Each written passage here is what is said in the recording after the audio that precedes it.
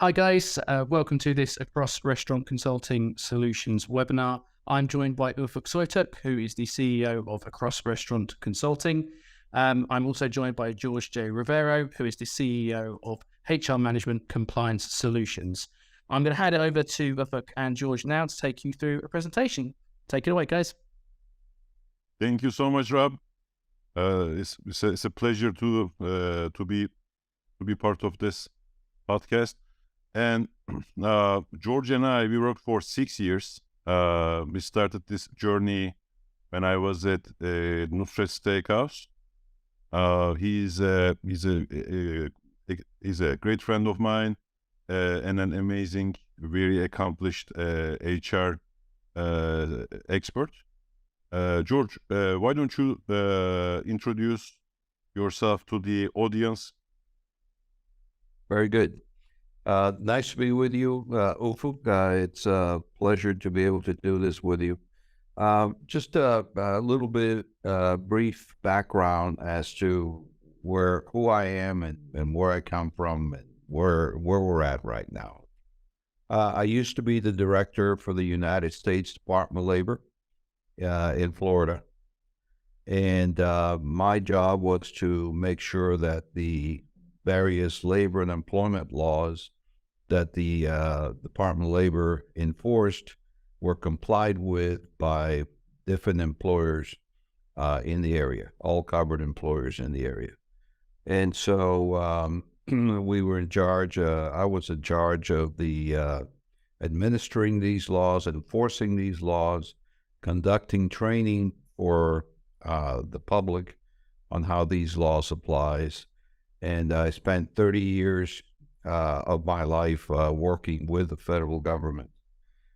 Some years ago, I took early retirement and started to do some expert witness work with some of the major law firms in the country, where I would go into the federal district court and testify as to how these labor and employment laws applied.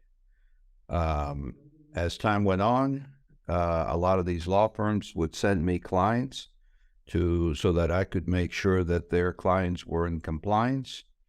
And so we would look into their practices, the activities they were engaged on, the different types of businesses they were in, and made a determination as to whether they were in compliance or not.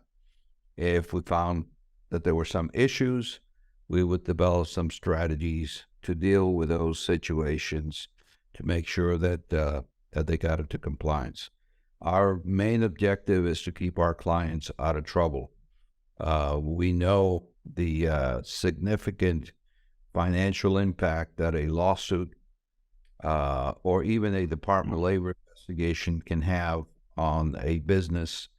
We have seen businesses that have started, they didn't do their homework, and shortly thereafter, they're out of business because they were doing something incorrectly. They got sued. They could not afford to stay in business because of that lawsuit. So our intent is to keep our clients out of trouble, keep our clients out of the hands of the plaintiff attorneys that will be out there trying to find all sorts of back wages. And then, of course, the Department of Labor, they will assess back wages, liquidated damages, civil money penalties, et cetera, et cetera. So our mission in life is to provide our clients with good compliance advice at a reasonable price. Thank you so much for that, George. Do you remember what was the first project we worked on 6 years ago? Absolutely. Yes. This was with your former employer. That's right. That's right.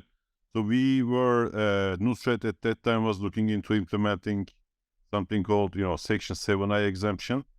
And George basically spearheaded the project for us, which is that exemption is an amazing thing for everyone listening to this from South Florida.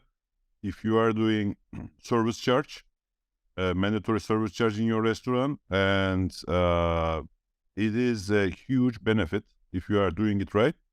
But if you want to make sure, or if you are considering it, George is the person. He's the foremost expert on this. And the funny thing is, like, is we were actually sued for our 7i application. I worked with George in that lawsuit. He did the strategy for us. The funny thing is, like, the counterparty's attorney also reached out to you, George, because you are the foremost expert on Section 7i exemption, which was so funny. We ended up winning that lawsuit, and we made that into law. So all of the companies that apply Section 7i, I mean, we contributed something great, I think, to the between you, me, and Jonathan Beckerman. I think we basically shined the light on we basically ended, I think, or closed the door to the 7i lawsuits. Yes, absolutely. One of the things that I had always been interested in, even when I was with the Department of Labor, was the application of what Ufuk is referring to as the Section 7i exemption.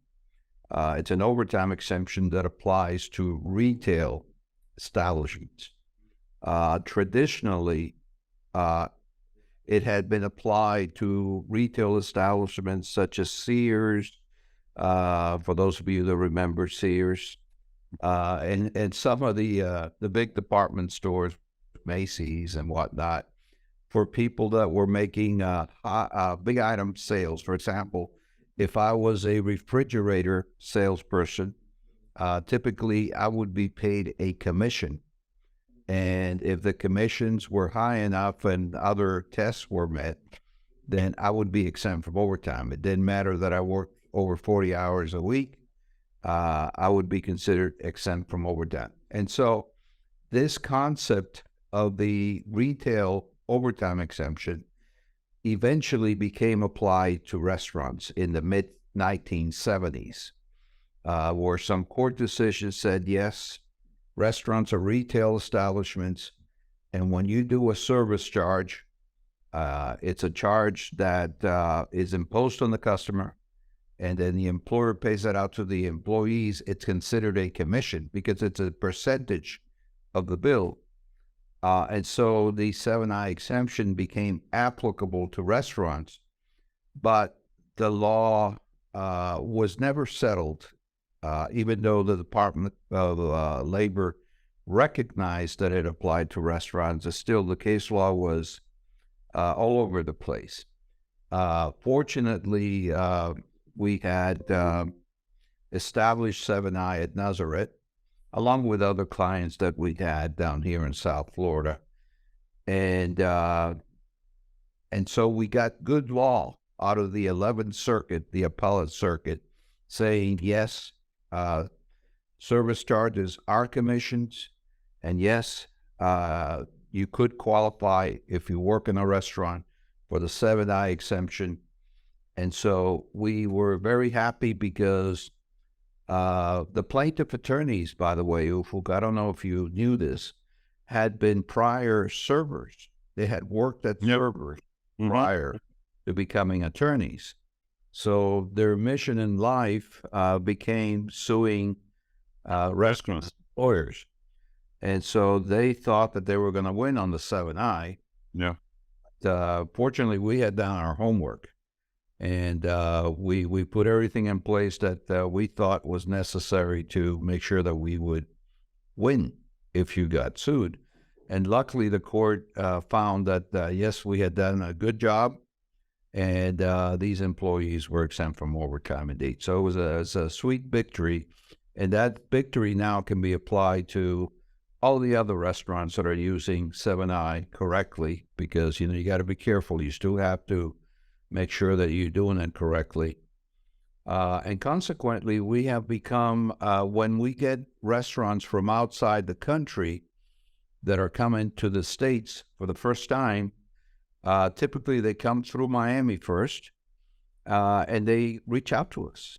The word has gotten around that this is something that we do, and we do it well. And so we get calls from restaurants coming into the country for the first time. So it has been a good experience to try to help the restaurant employers comply with the law and at the same time have a profitable business. George, as tips and service charge, right? Like employees are paid via tips throughout the country, and a service charge in certain places.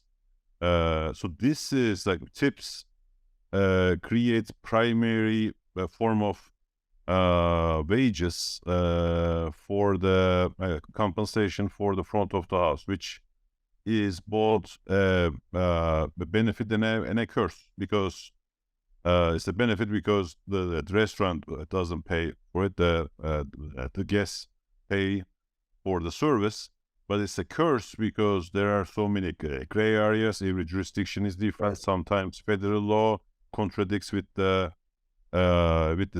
state law, and there is between all of these like vague places, like I think a medium-sized restaurant is going to be sued. It's a matter of if, it's a matter of when. So that's why restaurants between tips, between having the environment that they do, being open to like discrimination or harassment. Those is more often than other industries. Compliance is extremely important. So it all started for you at compliance, but in time, right now, because we worked on many other things. Right now, your company, HR Management Compliance Solutions, provides services that goes beyond compliance, right? Could you please talk to us about what other services that you do for restaurants? Yes.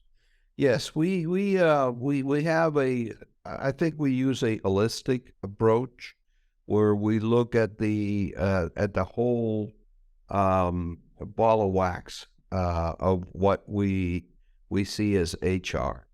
So typically, your HR person that you have in a restaurant or other business has little or no knowledge of the laws and how the laws apply and how to comply with those laws. And so we serve them in helping them understand how the law applies. But we also go beyond that. We look at how are we going to have a new restaurant that is going to be successful, a new restaurant where employees will want to go to work and feel comfortable about working there, and continue to thrive in that environment. And so we look at it from a total source type of activity where we want to go in and we want to set the right mood. We want to have the correct hiring and recruitment for that restaurant. And then from day one, we want the employees to be working in an environment where they feel respected, where they trust management and the employer, and where they feel that they come forward with any concern and bring it to the employer's attention without fear of being fired. Because if you don't have that environment, and by the way, that environment is really set from the top. So ownership has got to be committed to providing that environment. The management that you hire has got to be good management that are committed to setting that respectful and trustful environment. because if you don't start from the beginning, it's very difficult to correct that ship after it has sailed. Um, so our part is making sure that we put in place practices, procedures, standard operating procedures that will enhance the ability of management to create a location, a place where employees want to work. Most of the lawsuits that we see are really created by bad management. Managers that don't know how to lead, managers that don't know how to treat people. They don't treat them with respect. And employees need good, positive feedback. They need attention. And if you have one that doesn't react to that good, positive feedback, then of course, eventually you need to develop a plan to part ways. But that should be the exception. So we want to train managers to be good leaders. When you get promoted to manager, in just about any industry, you're not promoted normally because you're a good people person or anything, or you have leadership skills. You get promoted because you've been doing your job well. We go to restaurants, and often, who is the manager at that restaurant? Well, somebody that used to be a good server ends up being a manager. But there's nothing that they have received to help them be a good leader, be a thoughtful, careful person that treats people with respect. So that's part of the service that we provide. We want to build that culture of respect, that culture where people feel that they can thrive, because it just impacts everything. It impacts the bottom line. If you have people that are not happy with what they're doing, or people that are not happy where they're at, it reflects on the service that the client gets, the customer gets. So it just, all of these HR functions, the people functions, are critical. From the day we bring in an employee into that business to the day that that employee leaves that business, we need to treat them well. We need to treat them fairly. We need to train them. If somebody doesn't know how to do the job, you don't get rid of them simply because they don't do the job. You train them. And if it just happens to be that it doesn't work out because not everybody is made to be a good server, then, you part ways with them. But you do it in a respectful and humane way, that you can. Because at the end of the day, these people have families, they have kids.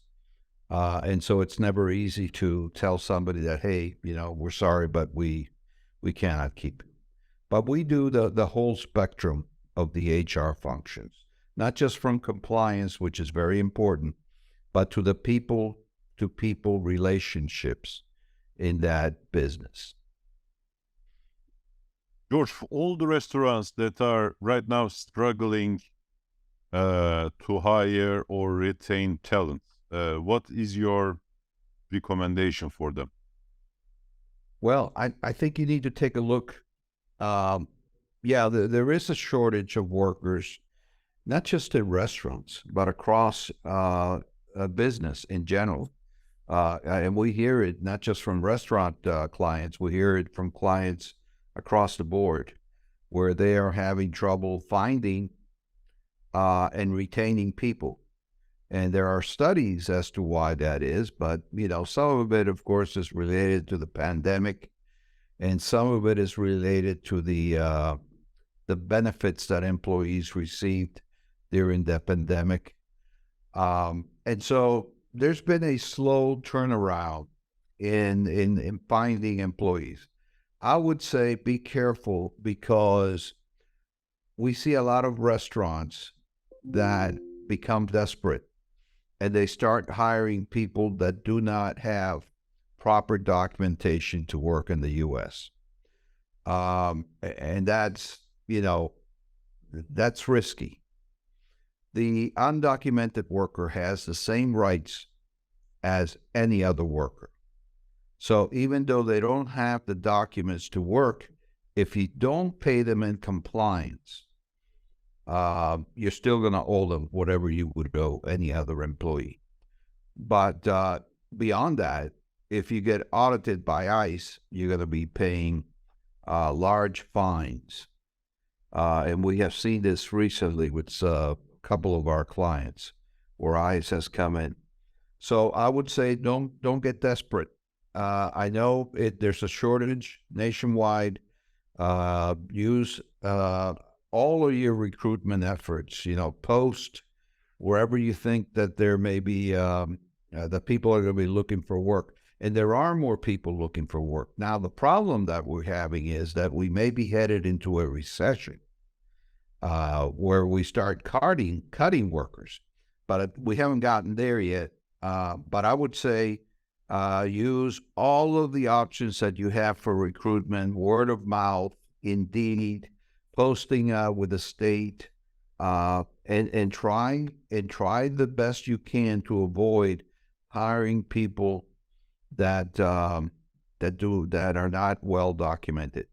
And be careful with the documents they present. We're working with a client right now that they use E-Verify, and somehow or other, over 100 minors, in other words, kids under 18, ended up working for them, even though they put them through the system.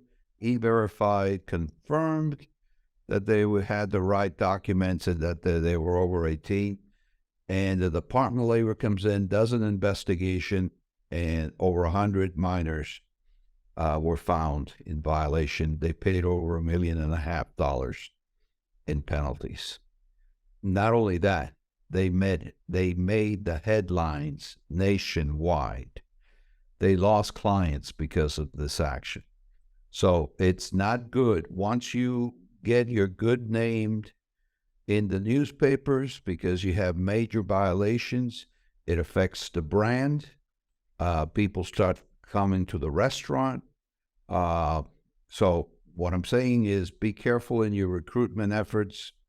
Everybody knows it's a tight market for employees, but don't be lulled into thinking that you can hire undocumented workers and not have a problem with it. George, when I decided to open my consulting business, the first call I made was to you. Do you remember our conversation at that time? It was almost, I think, like maybe like 10 months ago. 9 months ago. I told you that, like, number one, I wanted to pick your brain, and number two, I wanted to partner with you on Yes. on projects. And at that, I have seen as an operator, if a company wants to scale up, then the only way to do this is, as long as they have a viable and an initial concept, is to have formal policies, procedures, and a culture of accountability. So Yes. if the good actions and bad actions, are separate from each other, and people see the results, so they are rewarded for their good actions, and they see the effects of the negative actions. They are trained for what is right, what's expected of them, and a company would hire, would have a good operating culture, number one. Number two, they hire and retain people who are in line with that with the culture.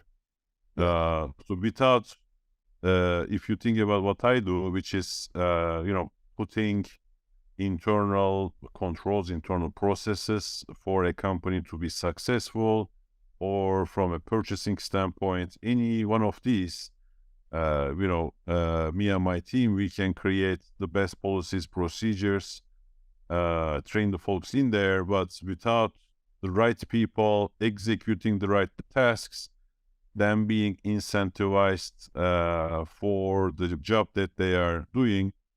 And basically, if they are not doing what they are supposed to do, maybe they shouldn't be there. Like any one of these are basically HR functions. They are not. That's why I think like HR is the glue that holds the whole magic together, right? Like if operations needs good people to, number one, serve the clients, serve the customers. Every department, every function in the company, they need the best people, the best talent. So who is responsible of hiring these people? HR. Who is responsible for them to show up? Is the HR. Who is going to take care? Who is going to take action if they don't show up or if they do something wrong? All of these are basically HR. That's why HR is like the go-to place, especially in a restaurant company, where we deal with people. We don't deal in machinery and equipment. We don't have automated robots and presses and all that kind of stuff that works in isolation, machinery equipment.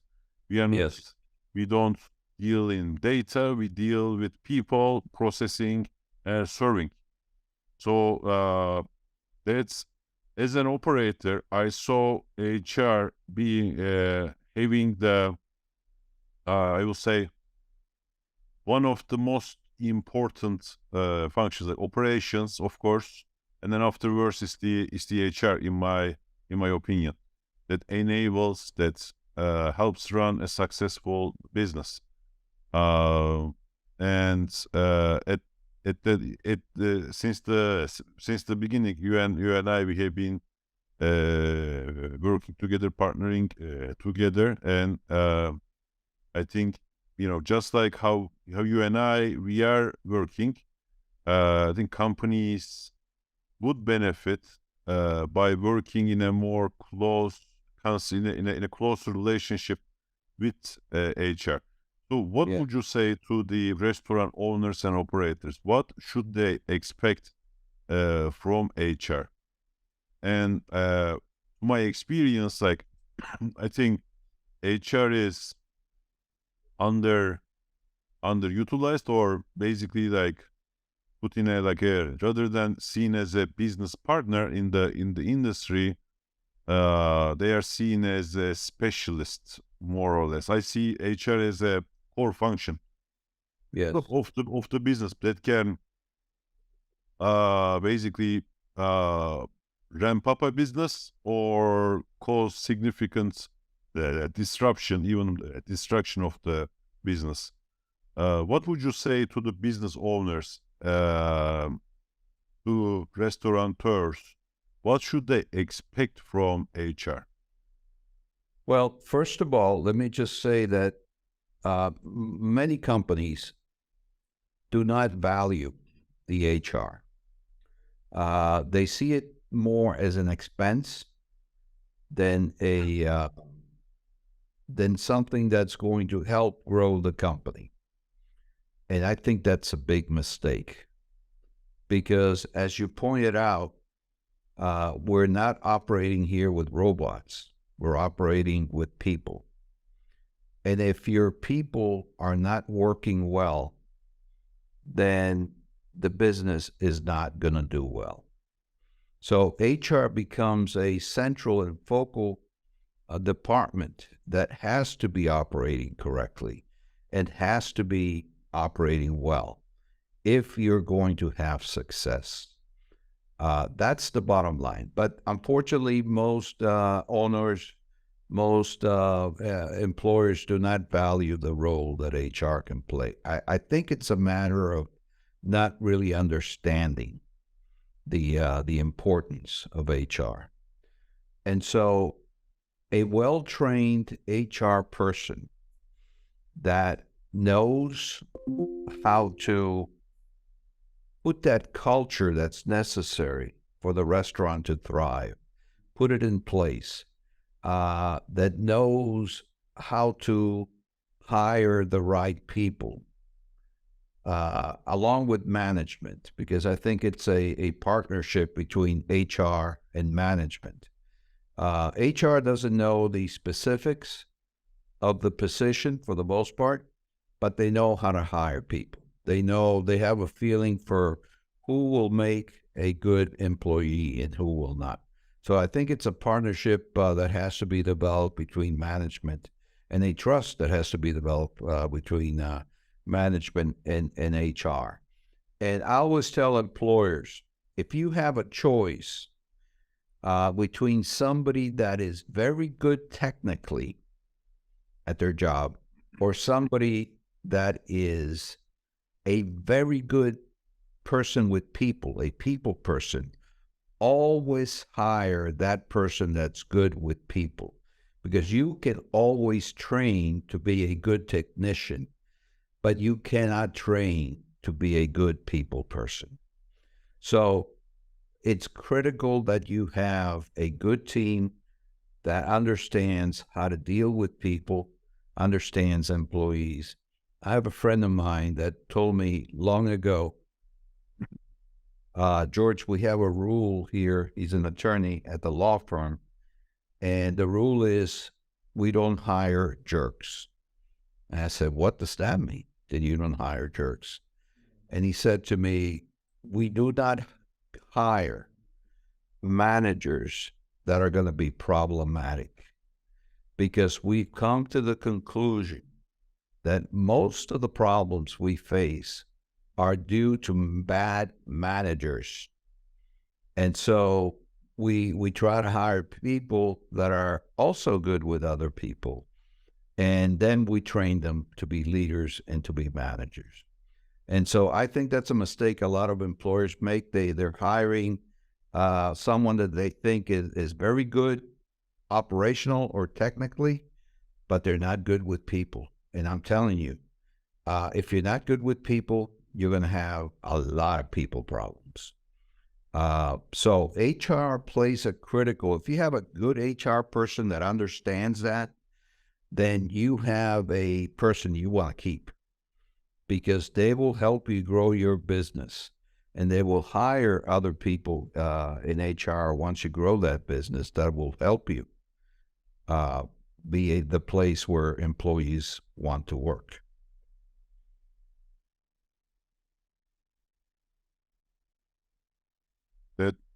That makes perfect sense, George. That makes perfect sense.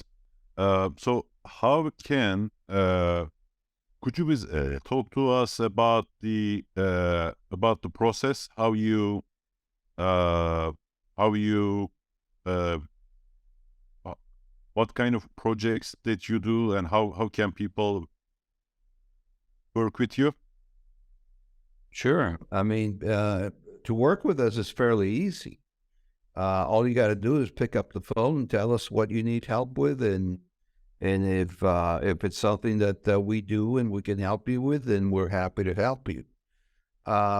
We've worked on. And I'm going to, sorry for cutting you off. I'm going to put the contact information for George and HR Management Compliance Solutions at the end of this podcast.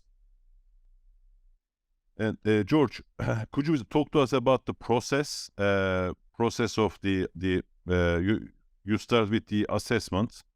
Yeah. How does it go? Well, typically, in most instances, when we get hired by a client, what we do is we offer them a monthly fee agreement. And in that monthly fee agreement, one of the first steps is to do a compliance assessment.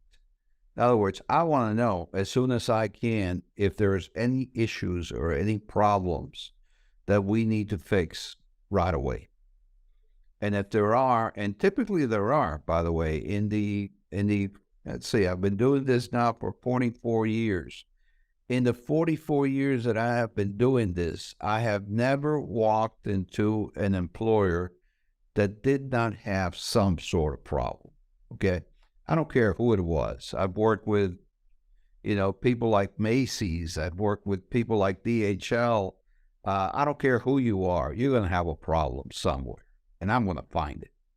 So, and that was my job, to find those problems when I was with the Department of Labor. And so it continues my job.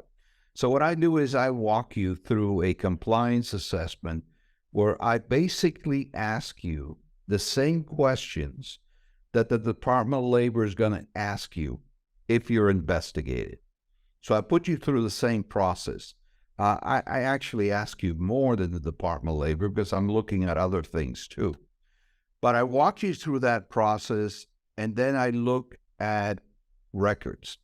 I ask the employer, can you provide me sample payrolls for, I don't know, two to 6 pay periods, the corresponding time records. Send me any documents that you use when you hire people. I want to see those documents and what's on them.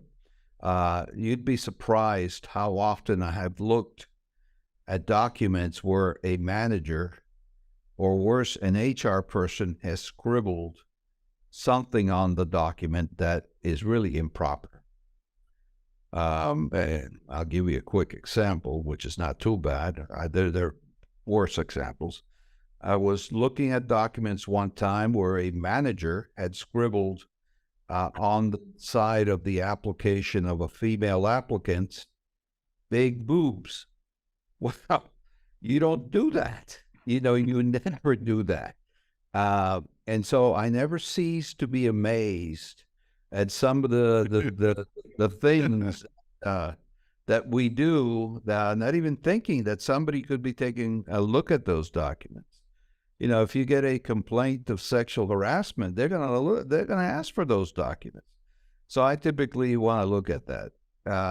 And then, any other documents that they're using, anything they put in the file, I look at some sample I-9s to make sure that they're doing it correctly.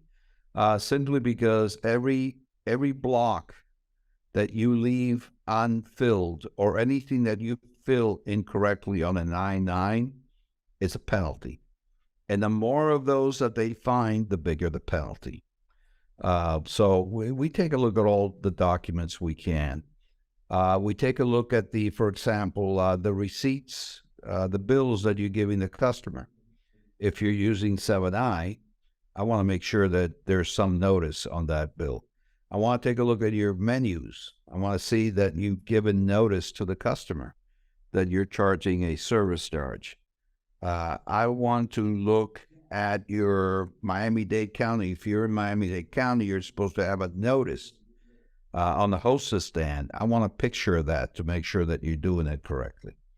So we look at a whole bunch of documents to see what is there that we need to worry about.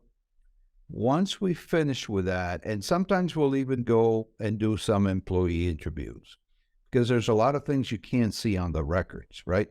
If I'm a supervisor and I'm asking you to come in half an hour early and not clock in, I'm not going to see that on the records.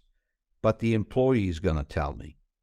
And so there are things like that that I want to know about. So I may say, you know what, let's do some sample interviews of the employees to see what's going on. This manager, maybe doing things that are improper.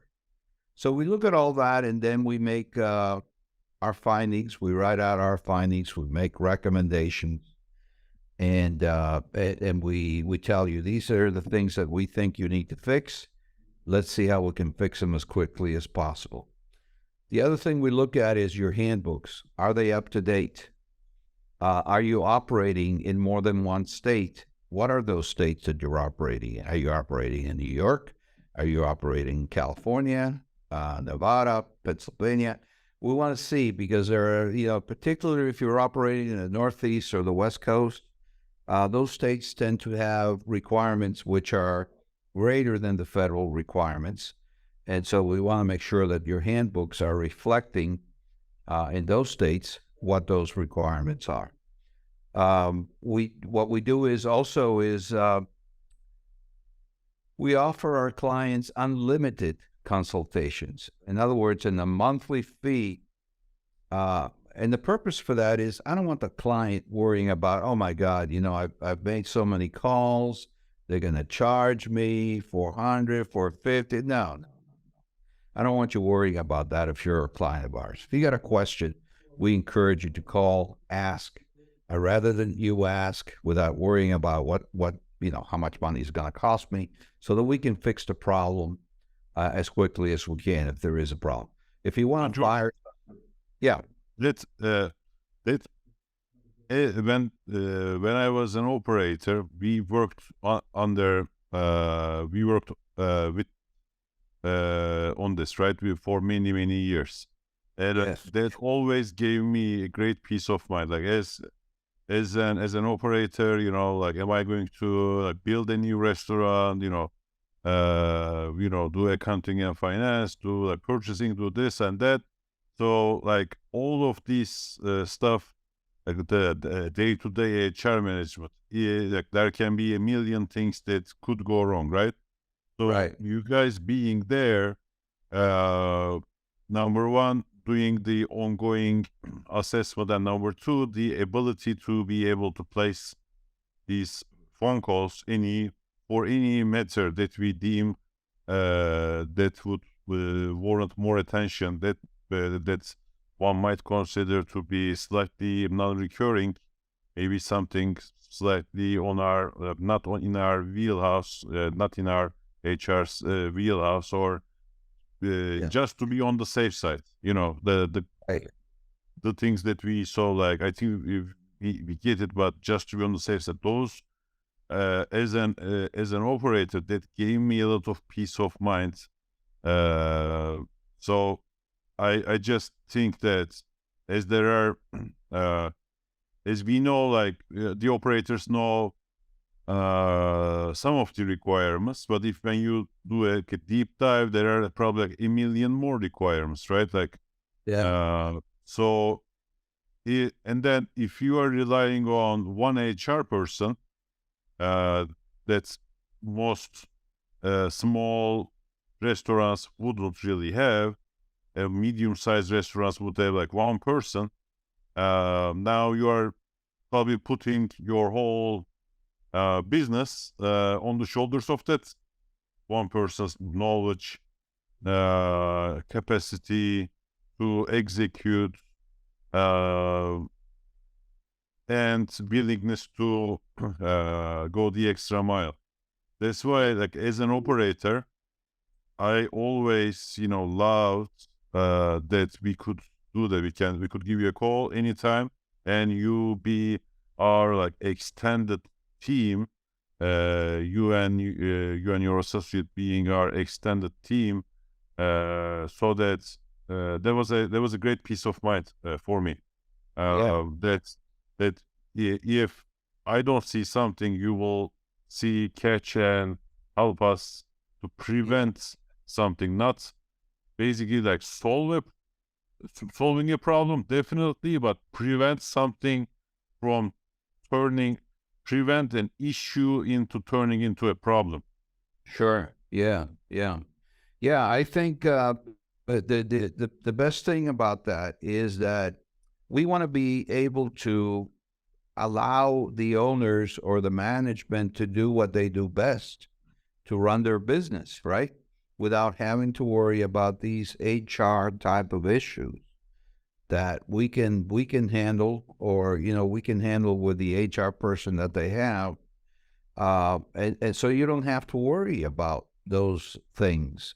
You just worry about making sure that you're running that restaurant well, as far as good food, good ambience, a place where customers want to go, and then the rest of it, of course, you're going to be involved with major things, but the stuff that just is HR related, that just goes along with running an operation, you shouldn't have to be worrying about those things. The hiring, the firing, those are things that HR typically does along with management. So the people that are in charge of the operation, they should just worry about providing a good service, a good product, and let the HR issues be handled by people that know more about that. George, how I want to, if I want to expand my operation into new states, or I have 5 restaurants, I want to go up to 15. Number one, how can you help me? Number two, how do you work in other states? Do you work nationally? Yes. Yeah, well, if you want to expand, the first thing we're going to ask you is, where do you want to go? What is your thinking? What states are you looking to expand in? And then determine what you need to prepare for, because, like I told you, if you're going to go into New York, as you well know, it's a different ballgame. I do. If you want to go to California or the West Coast, get ready. So you just can't blindly decide, I'm going to open up in New York, California, without knowing what to expect and without knowing the labor and employment side of it, the HR side of it. Because if you do that, you're headed for trouble. You know, for example, California, overtime. Florida, it's after 40 hours a week. California, overtime becomes after 8, and then after 12, it becomes double time. So, you know, you're operating in a different environment and a different world. And so your projections about income and expenses is going to change based on the location where you are at. California has always been more expensive to operate, the same way that New York. But I think California is probably worse than New York. And if you decide to go to San Francisco, God bless you. God bless you.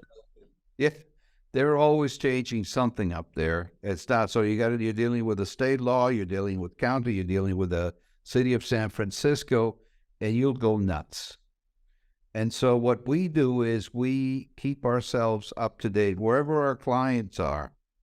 We keep a constant look to see what is the changes that are occurring, and how do we implement those changes? How are those changes going to impact?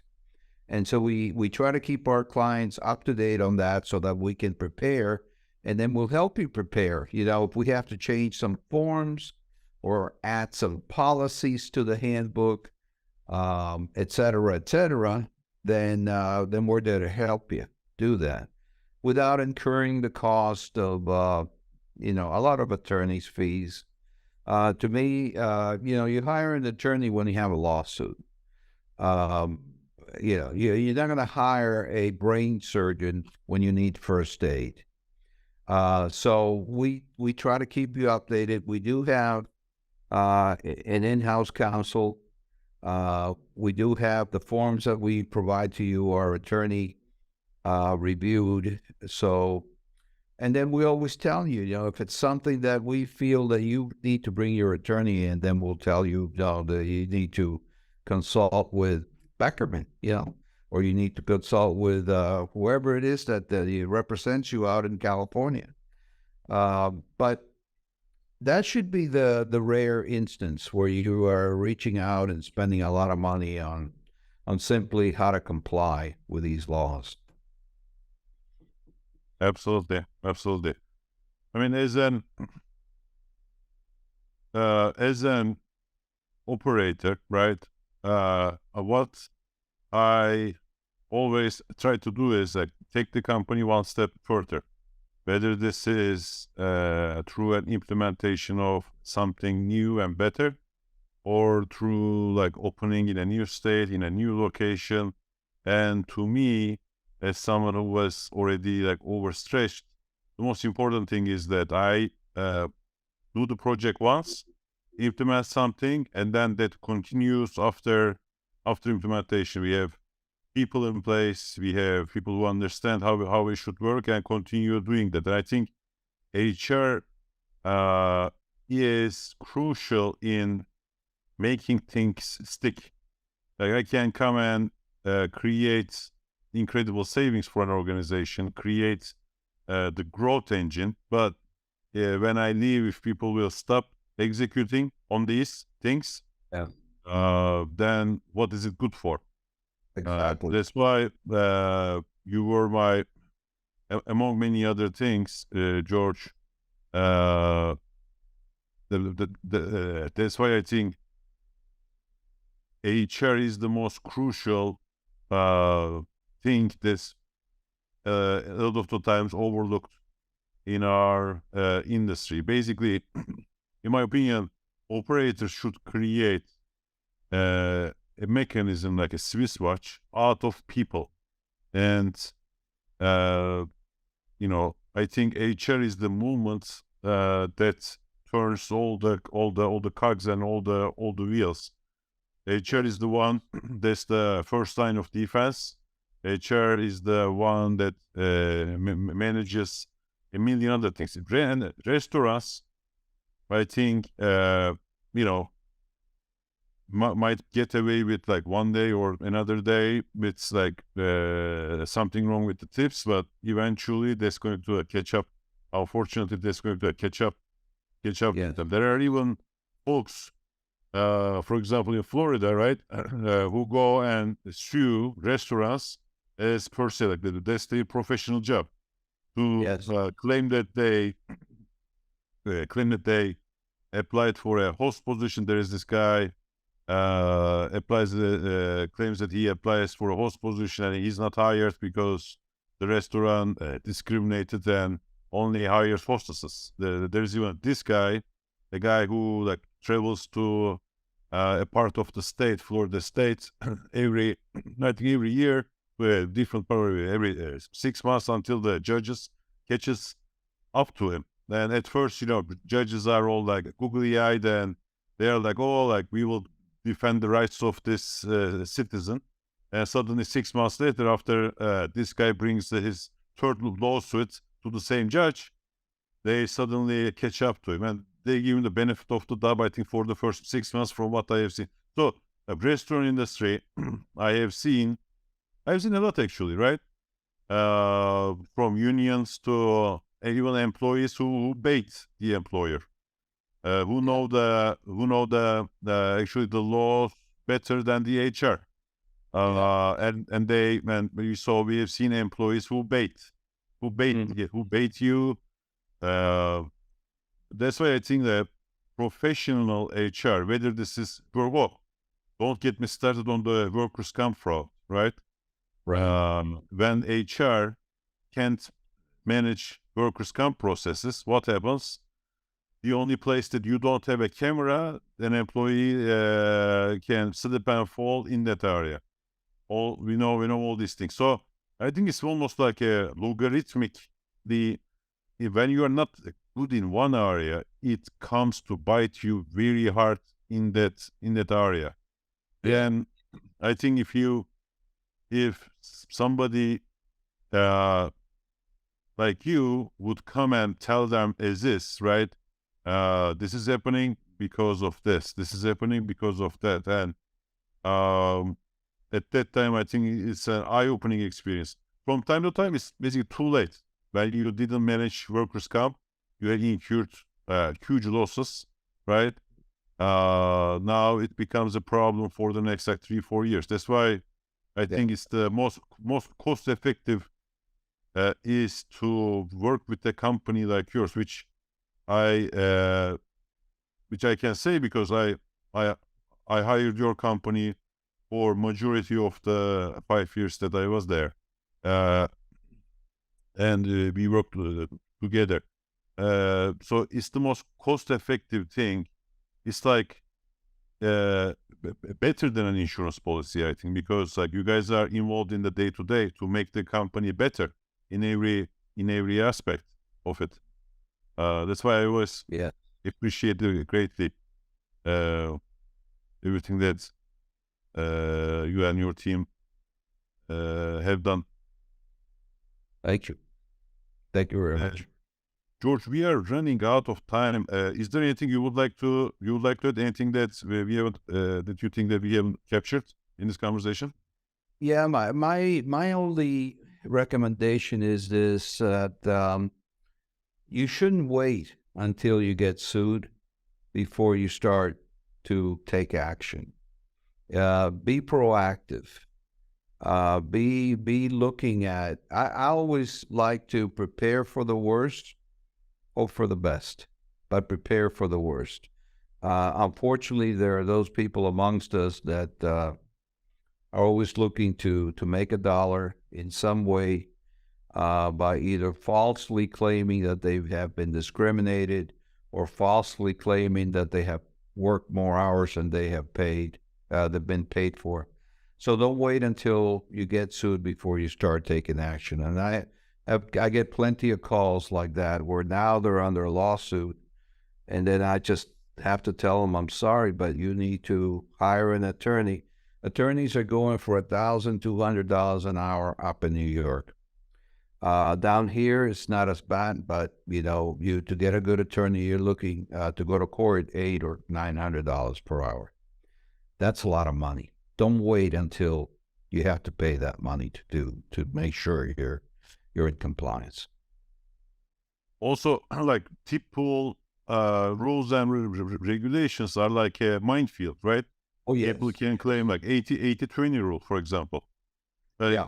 But how are you going to, like, they claim, like, I have seen this, like, an employee claiming that almost like, oh, I have never, like, a server claiming, I have never seen a guest. I was out there, folding napkins all day. Like, are you, like, how are you going to, like, prove that, like, that's not true? Are you going to show them, like, 2 years worth of, like, video recordings, and with the retention problems, like you have like 5 former employees who are in their like 5th job after they left your restaurant, right? They don't care. They will watch. They will say, "Oh yeah, like we have never touched a customer. We have never talked to a customer in our entire time over there too." Like we have seen all this stuff. Yeah, That's why, like, professional, I think. When the company looks professional, ex-professional, that's the first line of defense against these like frivolous stuff. Some stuff is real, by the way. Some stuff is. I'm not saying that all labor lawsuits are like are bad, but like there are rightful lawsuits as well as there are not. So I think like. The best is to be secure on both fronts. Yes. And the employers make mistakes, okay? The employers just don't do it because they want to violate the law. It's just they make mistakes like anybody else. They're not aware of the rules, so they make mistakes. Let's fix those mistakes before anything happens. Thank you, George. This has been a great conversation. I'm going to share your contact information. Here, I do apologize. Would you like me just to share my screen, and then I can get the you've got the slide up there. That looks good. Yeah. Give me just 1 second. Okay, here we go. I apologize, everyone.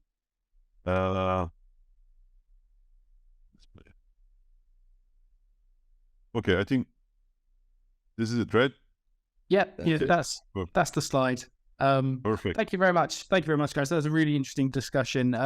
If you do want to get in contact with either George or Ufuk, the contact details are up on the screen right now. If you want to get in touch with George, the email address is info@hmrcs.com. And if you'd like to get in touch with Ufuk, the contact details are Ufuk, spelled UFUK, @consultingacross.com. Thank you very much for that, guys. That was a really interesting discussion. Have a lovely rest of your days. Thank you. Thank you so much, George. Thank you, Rob.